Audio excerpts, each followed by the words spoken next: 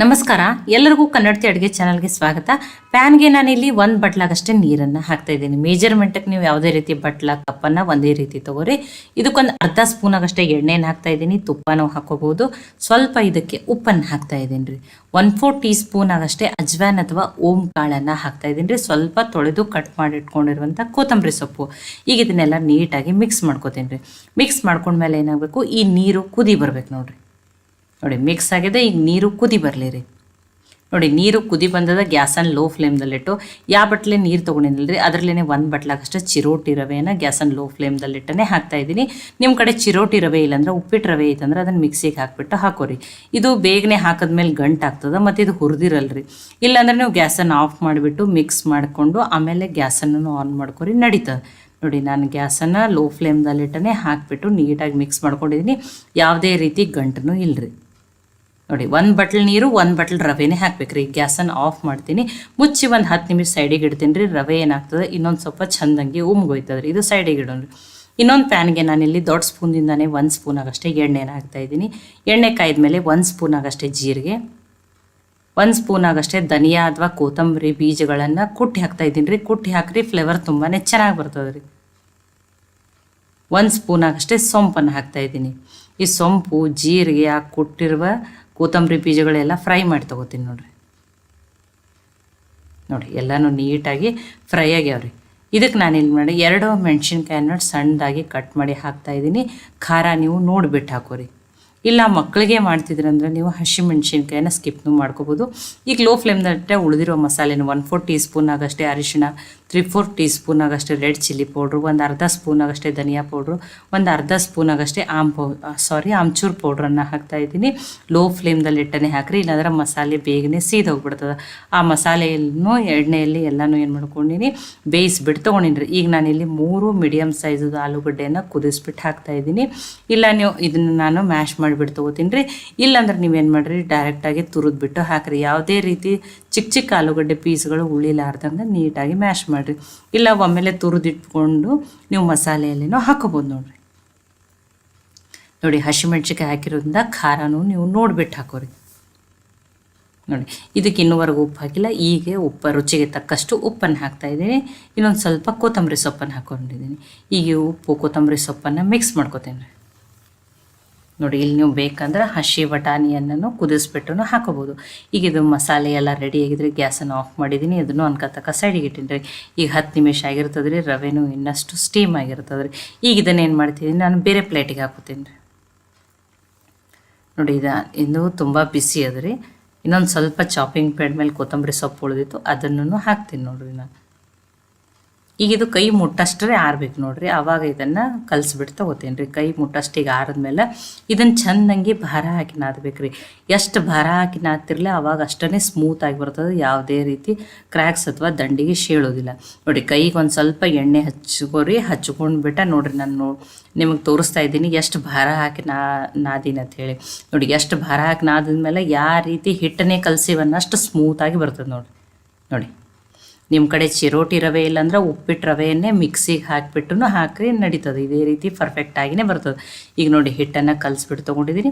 ಈಗ ಇದಕ್ಕೆ ಸಣ್ಣ ಸಣ್ಣ ಉಳ್ಳಿಗಳನ್ನ ಮಾಡ್ಕೊತೀನಿ ನೋಡಿರಿ. ಕೈಗೊಂದು ಸ್ವಲ್ಪ ಎಣ್ಣೆ ಹಚ್ಕೊಂಡ್ಬಿಟ್ಟು. ನೋಡಿ, ಈ ಹಿಟ್ಟು ರವೆಯನ್ನು ಇದು ನಾದುವುದೇ ಮೇನ್ ಅದು ನೋಡಿರಿ. ಚೆಂದಂಗೆ ಎಷ್ಟು ಭಾರ ಹಾಕಿ ನಾದ್ತಿರಲಿ ಅಷ್ಟು ಚೆನ್ನಾಗಿ ಬರ್ತದೆ ರೀ. ನೋಡಿ, ಈಗ ಸಣ್ಣ ಸಣ್ಣ ಉಳ್ಳಿಗಳನ್ನ ಮಾಡ್ಕೊಂಡಿದ್ದೀನಿ ನಾನು. ನೋಡಿ, ಒಮ್ಮೆಲೆ ಒಂದು ಏನು ಮಾಡ್ತೀನಿ, 4-5 ಉಳ್ಳಿಗಳನ್ನ ರೆಡಿ ಮಾಡಿ ತೊಗೋತೀನಿ ನೋಡಿರಿ. ನೋಡಿ, ಈ ರೀತಿ ಬೇಡ ಅಂದರೆ ಒಂದೇ ದೊಡ್ಡ ಉಳ್ಳಿಯನ್ನು ಲಟ್ಟಿಸ್ಬಿಟ್ಟು ನೀವು ಆಮೇಲೆ ಬಟ್ಲು ಅಥವಾ ಡಬ್ಬಿ ಮುಚ್ಚಳದಿಂದ ಕೊರೆದ್ಬಿಟ್ಟು ತೊಗೋಬೋದು. ಅದನ್ನು ಎಲ್ಲ ಸಪ್ರೇಟ್ ಲಟ್ಸೋಕ್ಕೆ ಇದನ್ನ ಅಂತ ಹೇಳಿ ಸಣ್ಣ ಸಣ್ಣ ಉಳ್ಳಿಗಳನ್ನ ಮಾಡ್ಕೊಂಡಿದ್ದೀನಿ. ಇದನ್ನು ಎಣ್ಣೆ ಹಚ್ಚಿನೂ ನೀವು ಲಟ್ಟಿಸ್ಬೋದು. ನಾನು ಸ್ವಲ್ಪ ಇದಕ್ಕೆ ಅಕ್ಕಿ ಹಿಟ್ಟನ್ನು ಹಚ್ಚಿ ಲಟ್ಟಿಸ್ತಾ ಇದ್ದೀನಿ.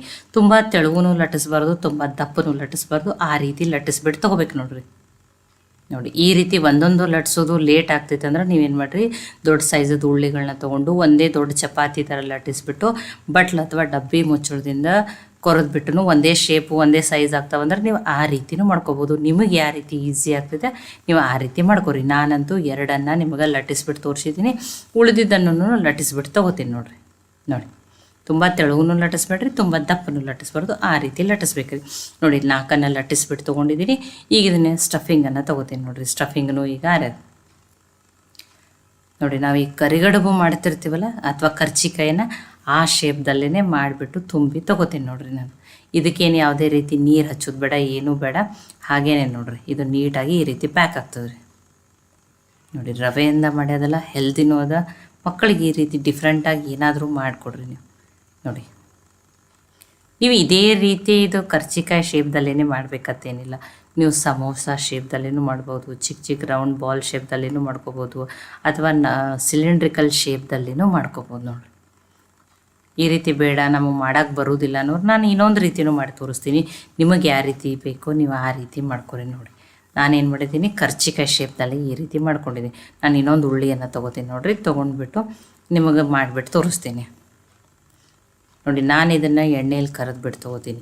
ಇಲ್ಲ ನಮಗೆ ಎಣ್ಣೆನೇ ಬೇಡ ಅಂದರೆ ಇದನ್ನು ಮಾಡಿರೋದನ್ನು ನೀವು ಇನ್ನೊಂದು ಸ್ವಲ್ಪ 5 ನಿಮಿಷ ಸ್ಟೀಮ್ ಮಾಡಿಬಿಟ್ಟು ತಿನ್ಬೋದು. ಸ್ವಲ್ಪ ಎಣ್ಣೆ ನಡೀತದಂದ್ರೆ ಶಾಲೋ ಫ್ರೈ ಮಾಡ್ಬೋದು, ಇಲ್ಲ ಎಣ್ಣೆ ನಡೀತದಂದ್ರೆ ಡೀಪ್ ಫ್ರೈ ಮಾಡಿ ನೋಡಿ. ಆ ರೀತಿ ಕಡುಬು ಕರ್ಚಿಕಾಯಿ ಥರ ಅಥವಾ ಕಡುಬಿನ ಶೇಪ್ದಲ್ಲಿ ಬೇಡ ಅಂದರೆ ಇಷ್ಟು ಚಿಕ್ಕ ಚಿಕ್ಕ ಬಾಲ್ ತೊಗೊಂಡು ಲಟ್ಸೋದೇ ಬೇಡ, ನಾವು ಕೈಯಲ್ಲಿನೇ ಈ ರೀತಿ ಅದನ್ನು ನೀಟಾಗಿ ಅಂದರೆ ದೊಡ್ಡದು ಮಾಡಿಬಿಟ್ಟು ಅದಕ್ಕೆ ಸ್ಟಫಿಂಗ್ ಹಾಕಿ ನೋಡಿ ಈ ರೀತಿನೂ ಮಾಡ್ಕೋಬೋದು ನೋಡಿರಿ. ಕಚೋರಿ ಶೇಪ್ದಲ್ಲಿನೂ ಮಾಡ್ಕೋಬೋದು, ಬಾಲ್ ಶೇಪ್ದಲ್ಲಿನೂ, ಸಿಲಿಂಡ್ರಿಕಲ್ ಶೇಪ್, ನಿಮಗೆ ಯಾವ ರೀತಿ ಈಸಿ ಬೇಗನೆ ಆಗ್ತಿಲ್ಲ ನೀವು ಆ ರೀತಿ ಮಾಡಿರಿ ನೋಡಿ. ನಾನು ಅದನ್ನು ಮಾಡಿ ತೋರಿಸಿದ್ದೀನಿ, ನಿಮಗೆ ಈ ರೀತಿ ಚಿಕ್ಕ ಚಿಕ್ಕ ಕಚೋರಿ ಶೇಪ್ದಲ್ಲಿನೂ ಮಾಡಿ ಒಂದನ್ನು ತೋರಿಸಿದ್ದೀನಿ.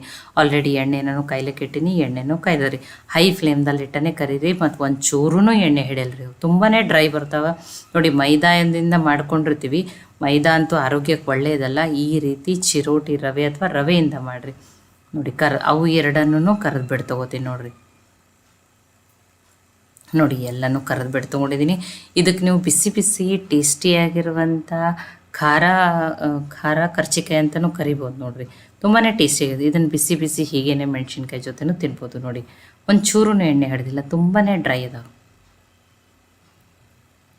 ನೋಡಿ. ಮುರಿದ್ಬಿಟ್ಟು ತೋರಿಸ್ತೀನಿ ನೋಡಿರಿ. ಇಲ್ಲ ನಮ್ಗೆ ಆಲೂಗಡ್ಡೆ ಸ್ಟಫಿಂಗೇ ಬೇಡ ಅಂದ್ರೆ ನೀವು ಪನ್ನೀರ್ ಸ್ಟಫಿಂಗ್ ಮಾಡ್ಕೊರಿ, ಅಥವಾ ಕ್ಯಾಬೇಜು, ಕ್ಯಾಪ್ಸಿಕಮು, ಬೀನ್ಸು ಹಾಕಿ ಮಿಕ್ಸ್ ವೆಜಿಟೇಬಲ್ಸ್ ಅದನ್ನು ಸ್ಟಫಿಂಗೂ ಮಾಡ್ಕೋಬೋದು ನೋಡು. ನಿಮಗೆ ಯಾವ ರೀತಿ ಇಷ್ಟ ಅಲ್ಲ ವೆಜಿಟೇಬಲ್ ಸ್ಟಫಿಂಗ್, ಅದೇ ರೀತಿಯೂ ಮಾಡ್ಕೋಬೋದು. ಇದ್ರ ಕ್ರಿಸ್ಪಿನೆಸ್ಸನ್ನು ತೋರಿಸ್ತೀನಿ ನೋಡಿರಿ, ಎಷ್ಟು ಕ್ರಿಸ್ಪಿಯಾಗಿ ಬಂದಾವೆ ನೋಡಿರಿ.